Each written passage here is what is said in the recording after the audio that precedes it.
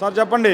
ఇప్పుడు అటు చూసినట్లయితే నిన్న ఏబిఎన్ పేపర్లో చూసినట్లయితే ఇంక ఈ స్టేట్లో అసలు వైసీపీ పార్టీ లేదు, అయిపోయింది, యువతలకు ఉద్యోగాలు ఇవ్వట్లేదు, సంక్షేమం మీద నడిచిన అభివృద్ధి లేదు, ఓట్లన్నీ తీసుకుపోయి తెలుగుదేశం గేయాలనుకుంటారని చెప్పి ఆంధ్రజ్యోతి పేపర్ వాళ్ళు రాశారు.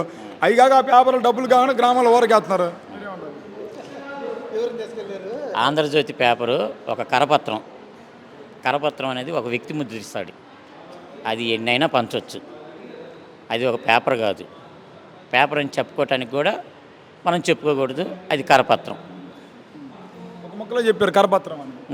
మరి ఇప్పుడు అలాంటప్పుడు ఇలాంటి తప్పుడు వార్తలు వచ్చి ప్రజల్ని మభ్య పెడితే ఎంతవరకు కరెక్ట్ అంటారు? అది కరెక్ట్ కాదు. ఇంకో విషయం ఏంటంటే వాళ్ళు ఉచితంగా వేస్తున్నారు కాబట్టి హోటల్లో పొట్లాలు కట్టుకోవడానికి పనికి వచ్చిందని నేను అనుకుంటున్నాను. పొట్లాలు కట్టుకోవడానికి మరి వాళ్ళు అదే అన్నారు, సాక్షి పేపర్ పొట్లాలు కట్టుకోవడం పనికి వచ్చిందని. వార్తలు చూడాలి, దేంట్లోనైనా నిజమైన వార్తలు ఎందులో ఉన్నాయి అని చూడాలి.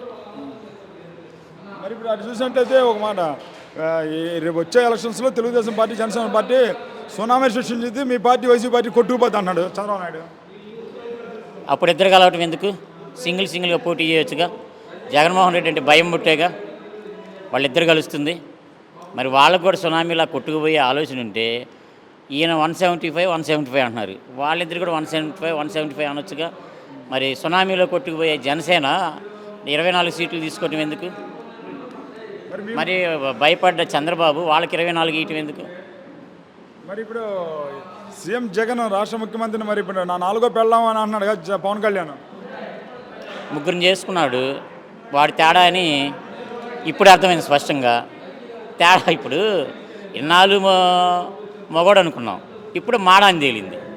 మరి మాడాకు మగోడు కావాలిగా, అది జగన్మోహన్ రెడ్డి.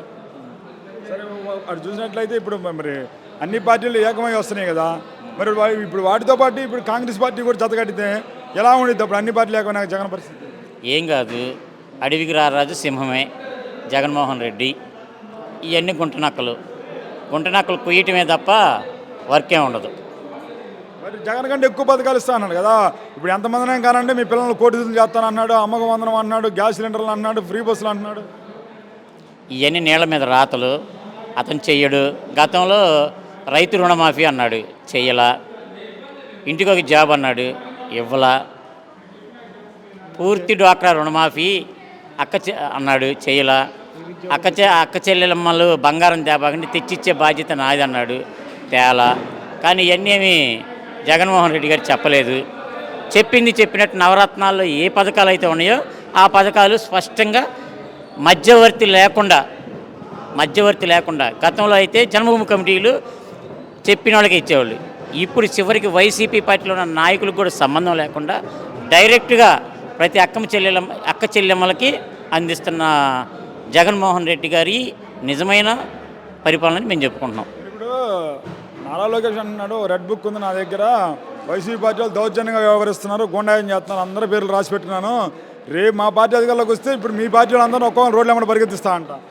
రెడ్ బుక్లో ఆయన పేరు కూడా రాసుకొని చివరిలో ఆయన గురించి ఆత్మకథ రాసుకోమని దాంట్లో అంతే సమాధానం. దానికి చెప్తున్నాడుగా అసలు ఇంకా ఒక లెక్కలో చూసినట్టు ఇప్పుడు కొడాలి నాని వల్లభనేని వంశీని కూడా కడ్రాలతో పరిగిస్తాను కూడా అన్నాడు కదా.